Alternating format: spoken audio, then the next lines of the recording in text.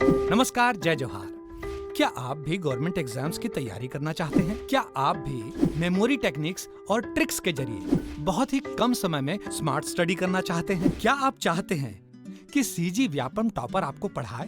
तो डाउनलोड करिए Yogendra Sahu classes app. यहाँ 10 से अधिक गवर्नमेंट एग्जाम्स क्रैक करने वाले और सीजी व्यापम टॉप करने वाले योगेंद्र सर सीजीपीएससी और सीजी व्यापम के अंतर्गत होने वाले सभी एग्जाम्स की तैयारी कराएं। तो डाउनलोड करिए Yogendra Sahu classes app to be the best, learn from the best.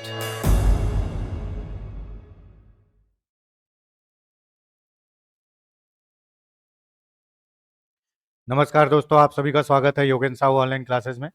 मैं आपका दोस्त, आपका होस्ट, आपका ट्यूटर दीपक इस ऑनलाइन प्लेटफॉर्म में आपका स्वागत करता हूं। ये हमारे एडीओ की क्लास है और ये एमसीक्यूज की क्लास है जो सीरीज हमारी चल रही है यूट्यूब पर, उसको कंटिन्यू आगे करते हुए ये आपके लिए क्लास लाई जा रही है, वीडियो बनाया जा रहा है। देखो दोस्तों, बिल्कुल भी निगेटिव मत होइए, ईमानदारी से अपना काम करिए, आपका सिलेक्शन जरूर होगा। याद रखिए कि जो पढ़ता है वही चुना जाता है, ठीक है? जो लड़ता है वो जीतता है और जो पढ़ता है वही चुना जाता है, ठीक? तो बिल्कुल निगेटिविटी से दूर रहिए। 2 महीने का समय है, बहुत अच्छे से पढ़िए। गर्मी ज़्यादा है, अपने स्वास्थ्य का ध्यान रखिए, पानी पीते रहिए। ज़्यादा लंबा सीटिंग नहीं हो रहा है, कोई बात नहीं, आधा घंटा 35 मिनट, आधा घंटा 35 मिनट कर करके पढ़ते रहिए। हाँ, लेकिन पढ़ाई जरूर करनी है और जो भी पढ़ रहे हो उसको जांचिए जरूर, क्योंकि इसमें डेटा का भी बहुत खेल है, ठीक है? डेटा से जो क्वेश्चन आते हैं उसको बिल्कुल आप किसी भी सोर्स से, चाहे नेट से हो या प्रतिवेदन से हो, जैसे हो, आप उसको वेरीफाई जरूर करिए, ठीक है? एक अंतिम बात कि इस समय बिल्कुल कमजोर नहीं पड़ना है और तैयारियों को बुलंदियों पर ले जाना है। यकीन मानिए आपका सिलेक्शन जरूर होगा, ठीक है? ये याद रखिएगा दोस्तों, हारा वही है जो लड़ा नहीं। जो लड़ा है या तो वो जीता है या उसको अनुभव प्राप्त हुआ है, और दोनों ही जिंदगी में बहुत ज्यादा इंपॉर्टेंट रखते हैं। ये जो आप एमसीक्यूज देख रहे हैं, इसकी क्लास हमारे द्वारा ऑफलाइन और ऐप में कंडक्ट कराई जाती है। अगर आपको कोर्स से संबंधित कोई भी जानकारी चाहिए, चाहे एडीओ का हो, एडीआई का हो, आबकारी आरक्षक का हो, आप स्क्रीन पर दिखाए गए नंबर पर कांटेक्ट कर सकते हैं। और ये जो सीरीज है ये निःशुल्क यूट्यूब पर आपके लिए चलाई जा रही है, ताकि जो बच्चे कहीं से भी पढ़े इस सीरीज के द्वारा अपनी तैयारियों को भांप सके। तो चलिए बिना समय गंवाए आगे बढ़ते हैं। आज के टॉप 30 क्वेश्चन है ये, ठीक है? पहले ही क्वेश्चन जो चालू हो रहा है, प्रारंभ हो रहा है, वो समिति, पंचायती राज की समिति से प्रारंभ हो रहा है। समिति से एक या दो क्वेश्चन तो श्योर है, आएंगे ही आएंगे। चलिए, अब क्या बोल रहा है? सही संबंध बना लो समिति का। बलवंत राय मेहता समिति, जी.वी. के राव समिति, लक्ष्मीमल सिंघवी समिति, पी.के. थुंगन समिति। चलिए बताइए। तो आपको पता है बलवंत राय मेहता समिति, ठीक है? यहां पे आप त्रिस्तरीय पंचायती राज की बात कर रहे हो, ठीक है, लेकिन इनडायरेक्टली बलवंत राय मेहता समिति ने क्या किया है भैया? आपके लोकतंत्र का विकेंद्रीकरण किया है। कैसे लोकतंत्र का विकेंद्रीकरण किया? ये आया हुआ क्वेश्चन है। लोकतंत्र का विकेंद्रीकरण कहां? तीनों स्तर पर पंचायती राज दो, उनको कर का पावर दो, उनको धन का पावर दो, उनको 29 विषय पे काम करने का पावर दो। जी.वी. के राव समिति, ठीक है? जी.वी. के राव समिति ये किसके लिए थे? विकेंद्रीकृत आयोजन के लिए। विकेंद्रीकृत आयोजन के लिए कौन सी समिति? जी.वी. के राव समिति। और इन्होंने, मैं बता दूं, इन्होंने 4 स्तरीय पंचायती राज, 4 स्तर कहा था। एक तो राज्य विकास समिति, राज्य विकास समिति की बात कही थी, ठीक है, राज्य विकास परिषद, उसके बाद जिला पंचायत, उसके बाद जनपद पंचायत और उसके बाद ग्राम पंचायत, ठीक है? 3 स्तरीय की बात की बलवंत राय मेहता, 2 स्तरीय की बात की अशोक मेहता, ये उनसे भी आगे निकल गए राव जी। इन्होंने 4 स्तरीय बात की, 3 तो पंचायत और 1 राज्य विकास परिषद, और यह समिति असफल हुई। इसीलिए यही जी.वी. के राव समिति को, ठीक है, जी.वी. के राव समिति को ही बिना जड़ की घास कहा गया। ऐसी समिति जो बिना जड़ की घास है, ठीक है? तीसरा है ना, लक्ष्मीमल सिंघवी समिति, इन्हीं ने पंचायती राज को संवैधानिक दर्जा प्रदान करने की बात कही थी। किसने? लक्ष्मीमल सिंघवी समिति ने। उसी के अनुसार 64वां संविधान संशोधन आया जो फेल हो गया।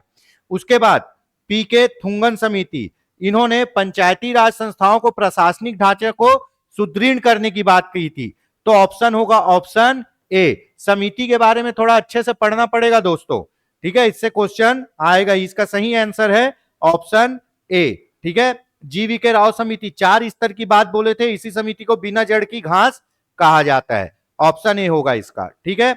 चलिए, निम्न में से कौन सा निगमित निकाय है, कॉर्पोरेट बॉडी है? मैंने आपको बताया है कि जिला पंचायत, जनपद पंचायत, ग्राम पंचायत, नगर निगम, नगर पालिका परिषद, नगर पंचायत, सबके सब किस में आते हैं? कॉर्पोरेट बॉडी में। तो इसका ऑप्शन होगा ऑप्शन डी। कॉर्पोरेट बॉडी मतलब ये एक कृत्रिम व्यक्ति हैं जिनकी अपनी नाम की एक सील है, अपनी नाम का एक सिग्नेचर है। ये कृत्रिम व्यक्ति जैसे व्यवहार करते हैं, ये अपने नाम से संपत्ति रख सकते हैं, ये अपने नाम की संपत्ति बेच सकते हैं, ये अपने नाम से खाता खुलवा सकते हैं, ये जो संस्था है वो, ठीक है। उसके बाद ये किसी व्यक्ति पर केस चला सकते हैं, कोई व्यक्ति इन पर केस चला सकता है। तो ये क्या है? कॉर्पोरेट बॉडी है, निगमित निकाय है, उपरोक्त सभी। चलिए अगला क्वेश्चन देखते हैं, ठीक है। निम्न में से कौन सा विधान छत्तीसगढ़ के वर्तमान पंचायती राज का आधार बना? हमारे यहाँ कौन सा पंचायती राज अधिनियम लागू हुआ है? आपको पता है हमारे यहाँ छत्तीसगढ़ पंचायती राज अधिनियम 1993 लागू हुआ है। अब आप बोलोगे दोस्तों 1993 में छत्तीसगढ़ नहीं बना था। बिल्कुल नहीं बना था, मध्य प्रदेश तो बन गया था। जब हम मध्य प्रदेश से अलग हुए तो 1 नवंबर रात 12 बजे से हम मध्य प्रदेश के कानून को फॉलो नहीं करेंगे। 1 नवंबर के बाद हम जो कानून बनाएंगे वही फॉलो करेंगे। तो 1 नवंबर तक का जो संशोधन था, 1 नवंबर से पहले का, वो मध्य प्रदेश से लिया गया। उसके बाद के संशोधन हम खुद कर रहे हैं, अपना कानून चला रहे हैं, पर नाम वही है। मध्य प्रदेश की जगह छत्तीसगढ़ हो गया और पंचायती राज अधिनियम 1993, ठीक है। पंचायती राज दिवस कल मनाए हैं, 24 अप्रैल को क्या मनाए हैं? पंचायती राज दिवस कल ही मना है, ठीक है, जब लागू हुआ था। तो इसका ऑप्शन होगा ऑप्शन ए, ठीक है। चलिए, धारा खाली स्थान के तहत राज्य सरकार पंचायत को आवंटित शक्तियों में किसी को भी बढ़ा सकती या घटा सकती। बहुत इंपॉर्टेंट क्वेश्चन है दोस्तों, पूछा हुआ क्वेश्चन है। मैं पहले ही बता रहा हूं, क्वेश्चन तो इंपॉर्टेंट है मित्रों, उससे ज्यादा इंपॉर्टेंट है आपका डिस्कशन, क्योंकि हमको क्विक रिवीजन करते हुए चलना है और जो भी आ रहा है उसको पूरा अपने को क्या करना है? रिवाइज करना है। तो छत्तीसगढ़ के किस पंचायती राज अधिनियम के किस धारा के अनुसार पंचायतों के पावर को बढ़ा सकते हैं और घटा सकते हैं? यह है धारा 53। धारा 53, इसमें लिखा है पंचायतों के कृत्य के संबंध में राज्य सरकार की शक्ति। पंचायतों के कृत्य मतलब कार्य, कृत्य के संबंध में राज्य सरकार की शक्ति की, राज्य सरकार क्या कृत्य दे पंचायतों को और क्या कृत्य उनसे छीन ले, राज्य सरकार की शक्ति, ठीक है। तो यह है इस धारा का डेफिनेशन। उसके बाद धारा 52 में क्या है? 52 में है जिला पंचायत के कृत्य। क्या? जिला पंचायत के कृत्य, ठीक है, 52 में। 53 में क्या है? पंचायतों मतलब सभी पंचायतों के काम जिसको सरकार बढ़ा सकती है, घटा सकती है। ऑप्शन होगा सी, 53। संविधान के अनुसार ग्राम सभा की सही परिभाषा क्या है? राज्यपाल द्वारा निर्दिष्ट ग्रामीण क्षेत्र के लिए अनुच्छेद 243 ख के अधीन गठित एक स्वायत्त संस्था, पंचायत का प्रादेशिक क्षेत्र, ग्राम पंचायत, ग्राम स्तर पर पंचायत क्षेत्र के भीतर समाविष्ट किसी ग्राम से संबंधित निर्वाचक नामावली में पंजीकृत व्यक्तियों से मिलकर बना निकाय। आपको पता है ग्राम सभा में गांव के वो सभी लोग आते हैं जिनका नाम उस गांव की मतदाता सूची में शामिल हो, वही लोग ग्राम सभा के सदस्य कहलाते हैं। तो ऑप्शन होगा ऑप्शन डी। ग्राम पंचायत और ग्राम सभा में डिफरेंस है। ग्राम पंचायत में सरपंच, उप सरपंच और पंच आते हैं जो चुनाव जीते हुए हैं। ग्राम सभा में गांव के सभी लोग आते हैं जिनका नाम उस मतदाता सूची में है, ठीक है। तो यही ग्राम सभा क्या है? बुनियादी इकाई है किसकी? लोकतंत्र की, क्योंकि ग्राम सभा ही ग्राम पंचायत के कृत्य को नियंत्रित करती है। चलिए ऑप्शन होगा ऑप्शन डी। आगे बढ़ते हैं। सरपंच एवं उप सरपंच की अनुपस्थिति में ग्राम सभा की बैठक की अध्यक्षता कौन करेगा? बहुत पूछा जाता है क्वेश्चन, आपको सरल लग रहा है तो भी लोग गलत करते हैं। आपको पता है अगर सरपंच अनुपस्थित है, अनुपस्थित आदमी वापस आता है, अगर सरपंच अनुपस्थित है और वापस आ रहा है, आने का चांसेस है, तो जब सरपंच अनुपस्थित रहेगा तो उप सरपंच करेगा। ठीक है, उप सरपंच भी नहीं रहेगा और सरपंच भी नहीं रहेगा तो कौन करेगा? ग्राम सभा द्वारा निर्वाचित व्यक्ति। ग्राम सभा मतलब गांव का मतदाता सूची में शामिल लोगों का समूह। उन लोग जो ग्राम सभा बैठक करने आएंगे उन लोग वहीं अपने में से किसी एक को तत्काल प्रभाव से क्या बनाएंगे? अध्यक्ष बनाएंगे उसी बैठक के लिए और बैठक चालू कर देंगे। ठीक है, तो जब सरपंच और उप सरपंच नहीं रहेगा तो ग्राम सभा द्वारा निर्वाचित व्यक्ति। ये सामान्य क्षेत्र की बात है, लेकिन अनुसूचित क्षेत्र में ग्राम सभा की कभी भी बैठक होगी जब अनुसूचित क्षेत्र में, तो हमेशा ग्राम सभा द्वारा निर्वाचित कौन? अनुसूचित जनजाति का ही व्यक्ति अध्यक्षता करेगा। ठीक है, वहां कोई भी पदाधिकारी नहीं करेगा। ठीक है, चलिए अब ऑप्शन डी, अगला क्वेश्चन देखते हैं। ग्राम सभा के बैठकों के विषय में क्या सही है? प्रत्येक 3 माह में ग्राम सभा की कम से कम एक बैठक आयोजित की जाएगी। बिल्कुल, प्रत्येक 3 माह में ग्राम सभा की एक बैठक आयोजित की जाएगी, बिल्कुल सही है। ठीक है, प्रत्येक 4 माह में नहीं, 3 माह में एक बैठक। ग्राम पंचायत के प्रत्येक ग्राम में ग्राम सभा की बैठक होगी। हां, देखिए एक सामान्य क्षेत्र में एक गांव के अंदर एक ही ग्राम सभा होगी, एक गांव के अंदर एक ही ग्राम सभा होगी। अनुसूचित क्षेत्र में एक गांव के अंदर एक से अधिक ग्राम सभा हो सकती है। ठीक है, उसके बाद एक ग्राम पंचायत के अंदर एक से अधिक ग्राम सभाएं हो सकती है। एक ग्राम पंचायत के अंतर्गत एक से अधिक ग्राम सभाएं हो सकती है और एक ग्राम पंचायत के अंतर्गत एक से अधिक गांव भी हो सकते हैं। पर सामान्य क्षेत्र में हम पढ़ते हैं कि एक गांव में एक ग्राम सभा होगी। और मान लो किसी ग्राम पंचायत के अंतर्गत 2 गांव हैं तो दोनों गांव में एक एक ग्राम सभा होगी और वो ग्राम सभा की बैठक अपने अपने गांव में होगी। तो वही पूछ रहा है, ग्राम पंचायत के प्रत्येक ग्राम में ग्राम सभा की बैठक होगी। ठीक है, ग्राम पंचायत के किसी ग्राम में चक्रानुक्रम नहीं भैया, हर गांव में ग्राम सभा की बैठक होगी। ग्राम सभा के आधे से अधिक सदस्यों द्वारा लिखित रूप से अध्यपेक्षा किए जाने पर ग्राम सभा की बैठक आयोजित होगी। नहीं, आधे से अधिक नहीं, ग्राम सभा के 1/3 से अधिक सदस्य अगर लिखकर सरपंच को लेटर देते हैं कि ग्राम सभा की बैठक बुलाओ, तो ग्राम सभा की बैठक बुलाई जाएगी। सामान्य डेट तो फिक्स है कि ग्राम सभा की बैठक कब बुलाई जाएगी, है ना? 23 जनवरी, 14 अप्रैल, 20 अगस्त और 2 अक्टूबर। उसके बाद जून में सुझाई गई तिथि, नवंबर में सुझाई गई तिथि। लेकिन अगर सदस्य चाहे तो ग्राम सभा के कुल सदस्यों का 1/3 सदस्य लेटर बना के अगर सरपंच को देंगे तो वो बैठक बुलाएगा। ठीक है, तो 1/3 सदस्य। तो सही क्या हो गया? 1, 3 और 6,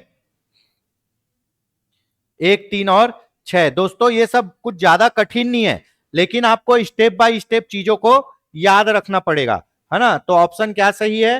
1, 3 और 6, ऑप्शन सी। ठीक है,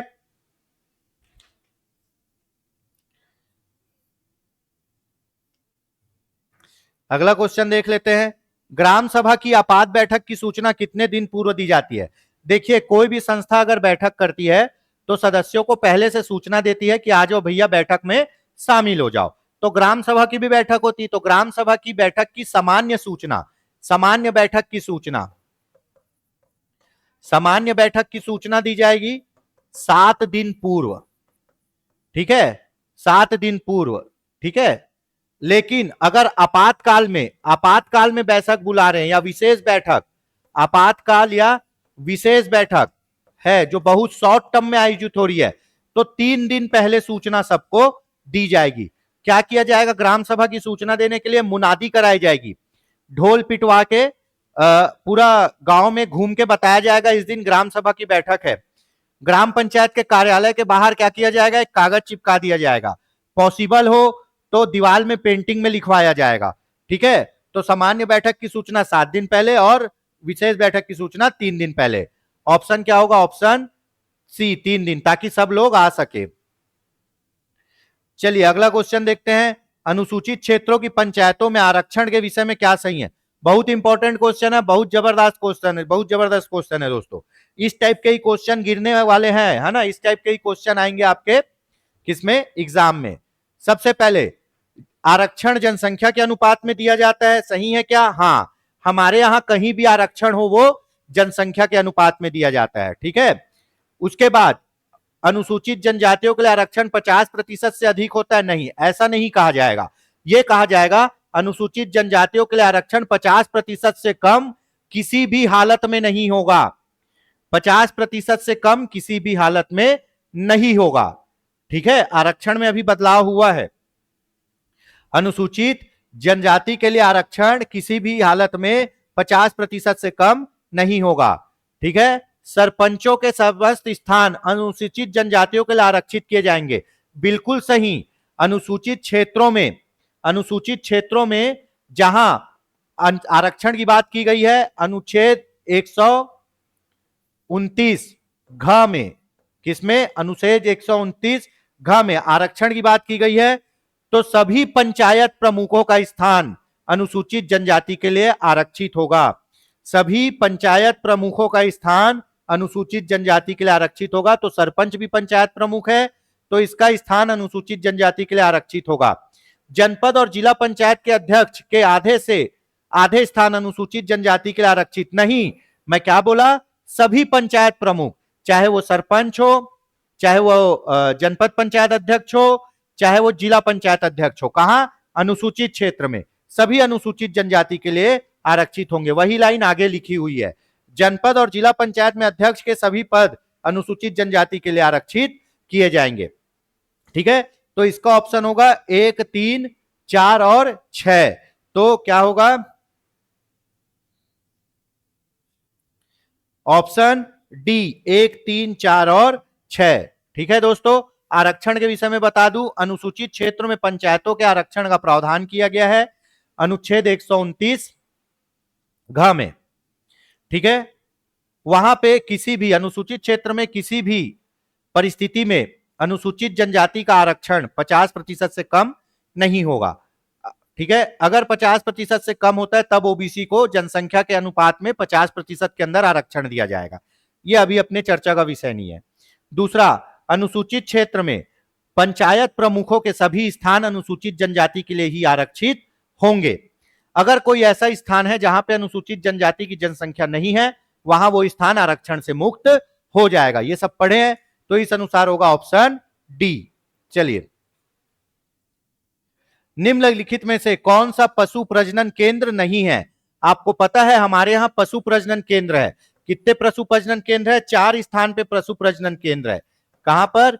4 स्थान पर, ठीक है। ये पेंड्रा नहीं है, ये है क्या? आपका पकरिया।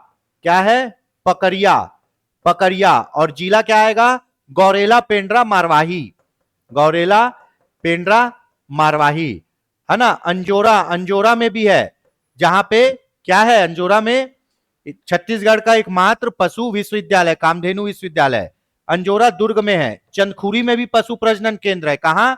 रायपुर में, रायपुर में। चौथा कहां है? सरकंडा। कहां?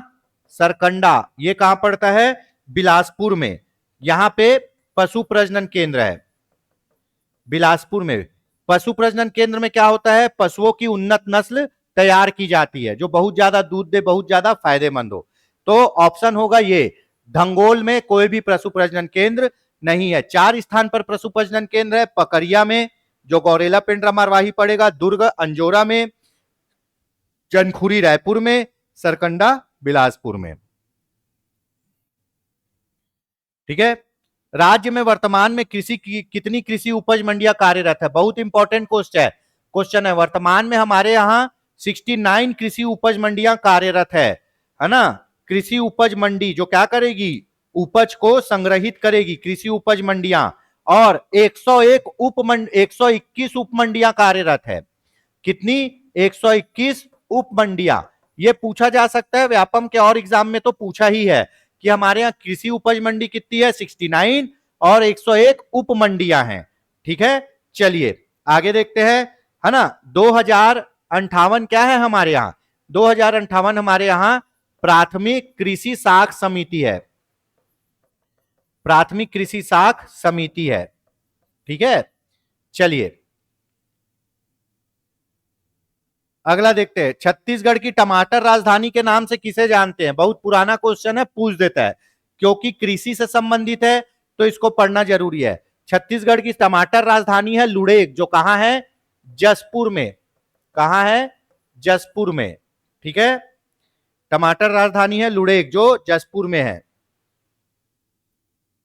उसके बाद जैविक खेती योजना के तहत पूर्ण जैविक जिलों के रूप में कितने जिलों को विकसित किया जा रहा है? तो मैं आपको बता दूं, इस पे ज्यादा घुमाने की जरूरत नहीं है, 5 जिलों को जैविक जिला घोषित किया गया है। सबसे पहले किया गया है दंतेवाड़ा को, दंतेवाड़ा, उसके बाद गरियाबंद, सुकमा, बीजापुर और नारायणपुर। नारायणपुर, ये 5 जिले छत्तीसगढ़ में पूर्ण जैविक जिला बनने जा रहा है। जैविक जिलों में क्या होगा? कोई भी खेती होगी तो उसमें रासायनिक कीटनाशकों का, रासायनिक दवाई का प्रयोग नहीं किया जाएगा। उसमें पूरे गोबर के खाद डाले जाएंगे, पत्तों के खाद डाले जाएंगे और गौमूत्र को कीटनाशक के रूप में उपयोग किया जाएगा। पूरे जैविक खाद और जैविक कीटनाशक का प्रयोग किया जाएगा। अपने यहां सिक्किम भी है पूर्ण जैविक राज्य, ठीक है, पहले शायद वही बना है। तो हमारे यहां याद रख लीजिए, गरियाबंद, सुकमा, बीजापुर, दंतेवाड़ा, नारायणपुर पूर्णतः जैविक जिला है, जिसमें से ये चारों बस्तर संभाग के जिले हैं। ठीक है, पहले बना जैविक जिला कौन? दंतेवाड़ा। ठीक, चलिए ऑप्शन होगा ऑप्शन डी। बहुत अच्छा क्वेश्चन। अंतर्देशीय मत्स्य उत्पादन में छत्तीसगढ़ का देश में कौन सा स्थान है? मछली उत्पादन में छत्तीसगढ़ का देश में कौन सा स्थान है? तो भैया मछली उत्पादन में छत्तीसगढ़ का देश में 6वां स्थान है। किसमें? मछली उत्पादन में। ठीक है, अब मछली उत्पादन को भी क्या कृषि का दर्जा दे दिया गया है, इसीलिए इसमें भी अब क्या मिलता है? अल्पकालीन कृषि ऋण मिलता है मछली उत्पादन में भी। और मछली बीज उत्पादन में, मछली के बच्चे बीज जिसको तालाब में डाल के बड़ा करते हैं, मछली बीज उत्पादन में हम 5वें स्थान पर हैं। ठीक है, मछली उत्पादन में 6वें स्थान पर और मछली बीज उत्पादन में 5वें स्थान पर। ठीक है, तो ऑप्शन होगा ऑप्शन बी, 6वें स्थान पर है मछली उत्पादन में। चलिए अगला क्वेश्चन देखते हैं। ग्राम सभा की बैठकों के विषय में सही क्या है? नगर पंचायत बैठक बुलाने के लिए कह सकता है। क्यों बोलेगा भैया? नगर पंचायत नहीं बोलेगा बैठक बुलाने। नगर पंचायत ये नगर निगम में आ जाता है। नगर पंचायत, नगर पालिका, नगर पंचायत, नगर पालिका परिषद और नगर पालिक निगम, 3 होता है, ये नगर में आता है। गांव में आता है ग्राम पंचायत, जनपद पंचायत, जिला पंचायत, है ना। तो ग्राम सभा की बैठक बुलाने के लिए कौन बोलेगा? जनपद पंचायत बिल्कुल बोल सकता है, कलेक्टर भी बैठक बुलाने बोल सकता है, सरपंच बैठक बुलाता ही है ना। और यदि ग्राम सभा के 1/4 नहीं 1/3 सदस्य लिख के आवेदन देंगे, किसको? सरपंच को, तो सरपंच बैठक बुलाएगा। और सरपंच नहीं बैठक बुलाएगा तो उस आवेदन के थ्रू कौन? ग्राम सभा खुद बैठक बुला लेगी और अधिसूचना जारी करेगा सचिव। ठीक है, तो भैया ग्राम सभा की बैठक कौन कौन बुला सकता है? जनपद पंचायत बुला सकता है, साथ ही जिला पंचायत भी बुला सकता है। ठीक है, क्योंकि ये ग्राम सभा के ऊपर की संस्था है, तो जनपद पंचायत बैठक बुला सकता है ग्राम सभा की, जिला पंचायत बैठक बुला सकता है ग्राम सभा की, कलेक्टर को लगे तो वो बैठक बुला सकता है ग्राम सभा की। उसके बाद ग्राम सभा के 1/3 सदस्य लिखकर लेटर दे सरपंच को, तो सरपंच बैठक बुलाएगा। और सामान्य बैठक तो सरपंच बुलाता ही है। ठीक है, तो इसका ऑप्शन होगा ऑप्शन 2, 3, 4, है ना, 2, 3, 4 ऑप्शन बी। ठीक है, ये इसलिए गलत हो गया, यहां 1/4 है, जबकि होना चाहिए 1/3। और अगर जनपद पंचायत, जिला पंचायत, कलेक्टर बुलाने बैठेगा तो 30 दिन के भीतर बैठक बुलानी है। कितने? 30 दिन के भीतर, ऑप्शन बी। देखिए को दोस्तों, क्वेश्चन बहुत बढ़िया बढ़िया आ रहा है, डिस्कशन भी बहुत अच्छा हो रहा है। तो मैं यही बोलूंगा, क्वेश्चन के साथ डिस्कशन को भी अगर आपको लगता है तो नोट करते चलिए। पूरा पीडीएफ आपको टेलीग्राम चैनल में मिल जाएगा। ठीक है, चलिए मोस्ट इंपॉर्टेंट, इस राज्य में सार्वजनिक वितरण प्रणाली में कंप्यूटरीकरण किस वर्ष प्रारंभ किया? अब आप जाओगे ना राशन लेने तो आपका अंगूठा लगाते हैं, रजिस्टर में भले लिखता है लेकिन आपका अंगूठा लगाता है। तो इससे यह हो जाता है कि वो आदमी सच में राशन लेने आया है, मतलब अब आपके नाम से राशन कोई दूसरा नहीं ले सकता। तो भैया कंप्यूटरीकरण चालू हुआ है कब से? आपका 2007 से। ये कई बार पूछा है। ठीक है, कंप्यूटरीकरण कब से चालू हुआ है? 2007 से।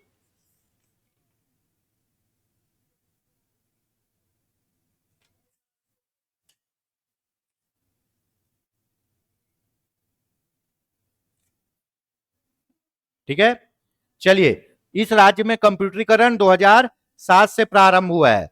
चलिए अगला क्वेश्चन देख लेते हैं फटाक से, सभी क्वेश्चन इंपॉर्टेंट हैं।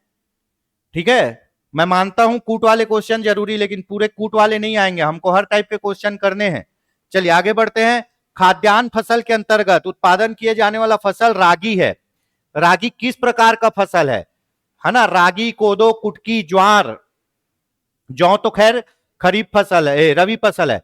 तो रागी कौन सा फसल है? रागी है खरीफ फसल। खरीफ फसल कब बोया जाता है? जून जुलाई में, और अक्टूबर नवंबर में काट लिया जाता है। उसके बाद अक्टूबर नवंबर में रवि फसल बोया जाता है, और उसको कब काटा जाता है? मार्च अप्रैल में। और मार्च अप्रैल में फिर फसल बोया जाता है जायद फसल, और जायद फसल को फिर जून जुलाई में काट लिया जाता है। तो आपका गेहूं, जौ, ये सब रवि फसल है। धान, मक्का, रागी, कोदो, कुटकी, ये सब खरीफ फसल है। जायद फसल में कौन आएगा? कलिंदर, तरबूज, खीरा, ककड़ी, ये सब जायद फसल है। तो रागी कौन सा फसल है दोस्तों? रागी है खरीफ फसल। मक्का भी खरीफ फसल है। ठीक है, चलिए बढ़िया क्वेश्चन, एक नंबर क्वेश्चन। छत्तीसगढ़ में कहां दूध प्रौद्योगिकी महाविद्यालय है?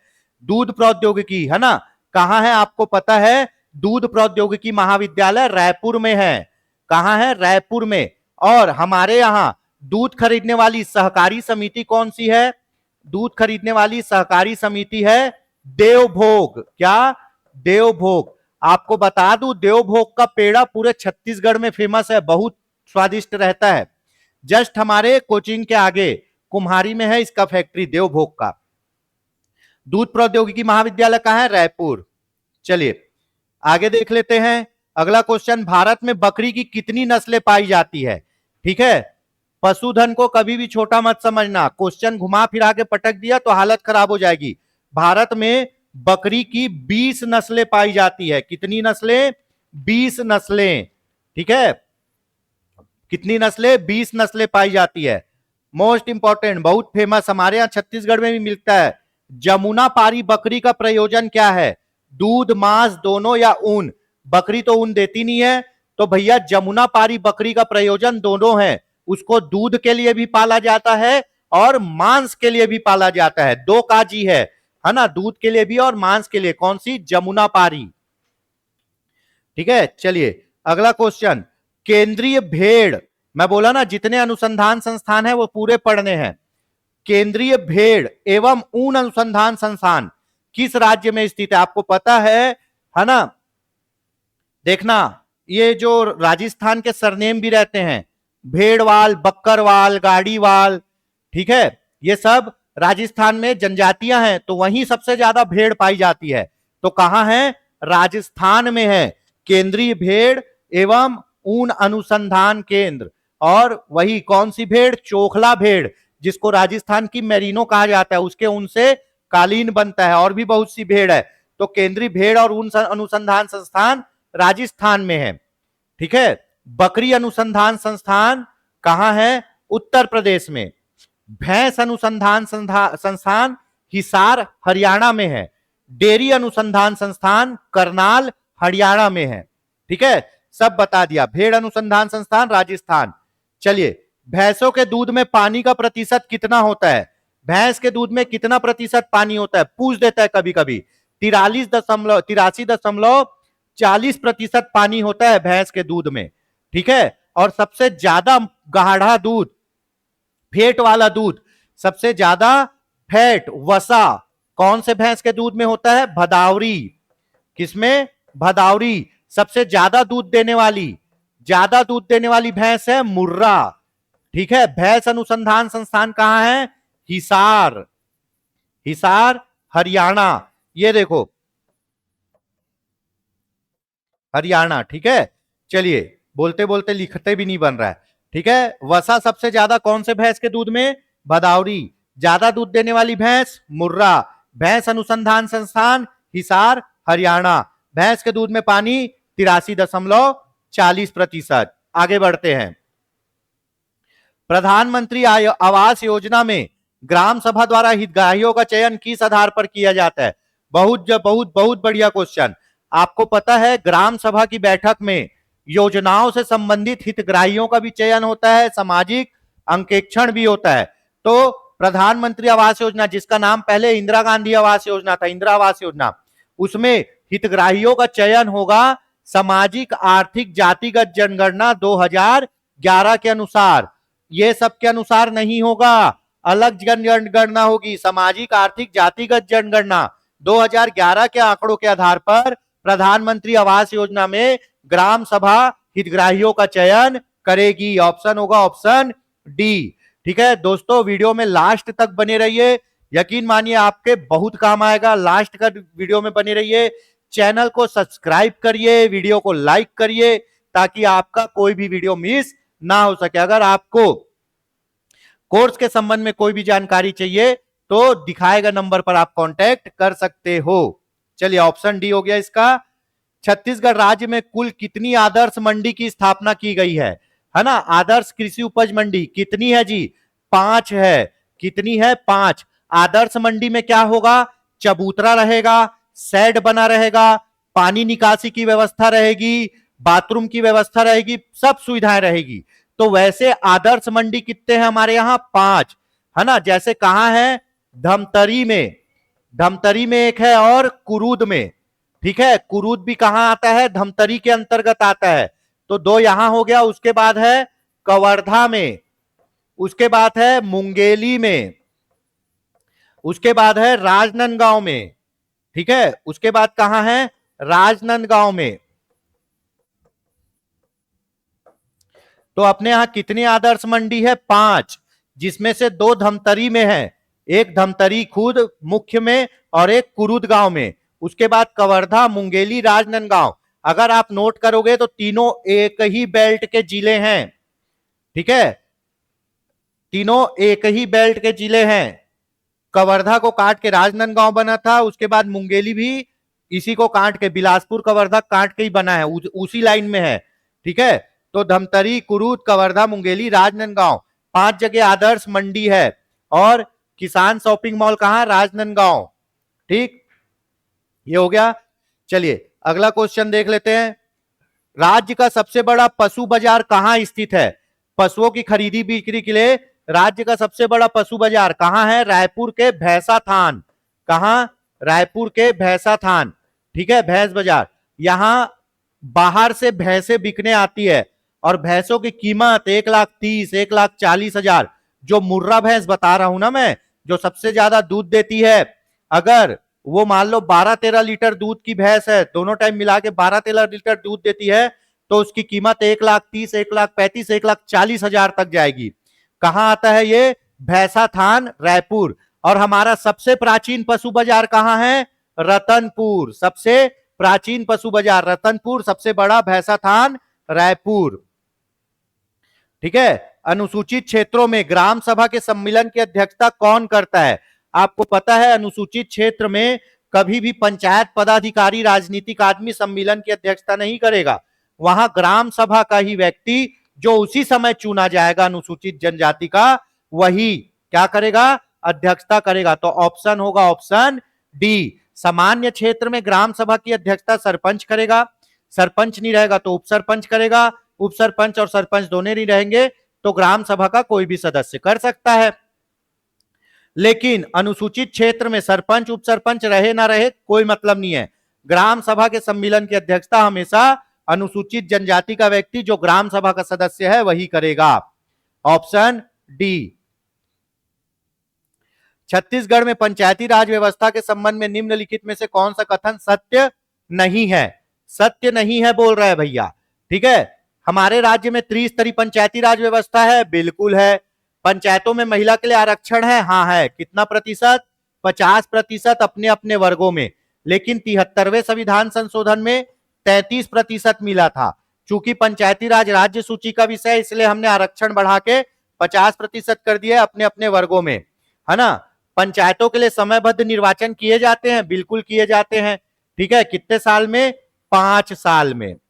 ठीक है, अब पंचायतों को अपने कार्य में पूर्ण स्वायत्तता प्राप्त है, मतलब ऑटोनॉमस नहीं भैया, पंचायतों के ऊपर राज्य सरकार नियंत्रण रखती है। राज्य का विधानमंडल पंचायतों के लिए कानून बनाता है और उसी कानून से पंचायत चलती है। तो पंचायत पूरी तरह फ्री नहीं है, किसके अंदर है? राज्य सरकार के अंदर। तो ऑप्शन सी गलत हो गया, ऑप्शन सी गलत हो गया। ठीक है, क्वेश्चन समझिए। त्रिस्तरीय पंचायती राज सही है, महिलाओं का आरक्षण भी सही है, समयबद्ध निर्वाचन होता है ये भी सही है, लेकिन पंचायत को पूरा फ्रीडम नहीं है, राज्य सरकार के अंतर्गत है। तो यहां ऑप्शन सी गलत हो गया। चलिए, छत्तीसगढ़ राज्य पशुधन विकास अभिकरण की स्थापना कब की गई? तो बता दूं, छत्तीसगढ़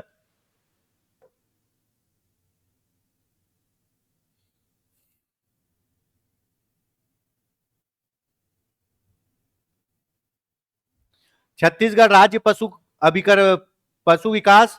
पशुधन विकास अभिकरण की स्थापना 2001 में की गई है, पशुओं के संवर्धन और देखभाल के लिए बोल सकते हैं। ठीक है, पशुधन विकास अभिकरण 2001 में बना है। ठीक, अगला क्वेश्चन, एशिया का सबसे बड़ा इमली मंडी कहां है? बताइए भाई, एशिया का सबसे बड़ा इमली मंडी है जगदलपुर में, और जगदलपुर को बोलते हैं चौराहों का नगर। क्या है? चौराहों का नगर। और सबसे बड़ी इमली मंडी भी कहां है एशिया की? जगदलपुर में। ठीक है, चलिए, मोस्ट इंपॉर्टेंट क्वेश्चन दोस्तों, मोस्ट से भी मोस्ट इंपॉर्टेंट। इस राज्य में आर्थिक सर्वेक्षण 2024-25 के अनुसार 24-25 के अनुसार सार्वजनिक वितरण प्रणाली के अंतर्गत कितनी उचित मूल्य की दुकानें संचालित है? हमारे यहाँ कितनी कोऑपरेटिव चल रही है? बताइए, कितनी उचित मूल्य की दुकानें संचालित है? बताइए फटाक से।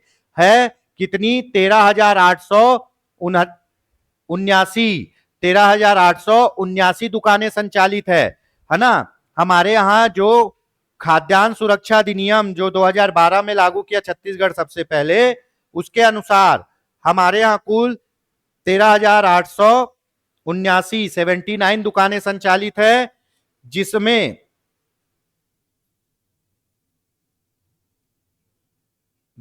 शहरी क्षेत्र में कितने? 1885 दुकान, और ग्रामीण क्षेत्र में 11,994 दुकान चल रही है। टोटल कितने हो गए? टोटल हो गए 9, 7, एक हासिल इधर आया 10, 8, ठीक है, एक फिर 3 और एक 13,879।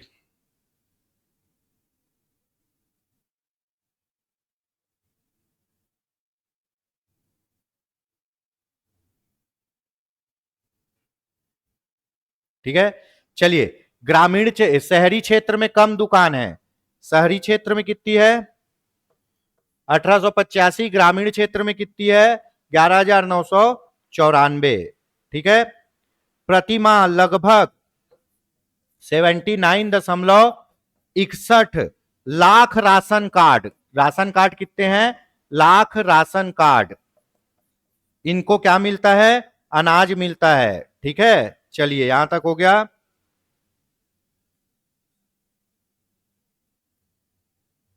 कितने ration card? 79.61 lakh ration card को प्रतिमाह राशन मिलता है।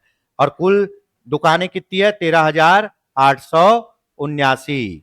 ठीक है, तो दोस्तों ये आज के हमारे टॉप 30 एमसीक्यूज थे, काफी बढ़िया एमसीक्यूज थे। ठीक है, इनसे क्वेश्चन आएंगे ही आएंगे, आपको इसी तरह हमारे साथ बने रहना है। यकीन मानिए, योगेंद्र साहू ऑनलाइन क्लासेस के साथ मिलकर हम कुछ बहुत अच्छा करेंगे। मैं फिर से बोल रहा हूं, आप इस एमसीक्यूज को देखिए, अगर आपके नोट्स बनाने लायक कुछ है तो बिल्कुल बनाइए। ये शॉर्ट नोट्स ही आपको रिवीजन में बहुत हेल्प करेंगे। ठीक है, तो वीडियो कैसा लगा दोस्तों? कैसी जा रही है हमारी ये सीरीज? आपके लिए कितनी उपयोगी साबित हो रही है? जरूर बताइए। मिलते हैं नए वीडियो पे। जय हिंद, जय भारत, जय छत्तीसगढ़।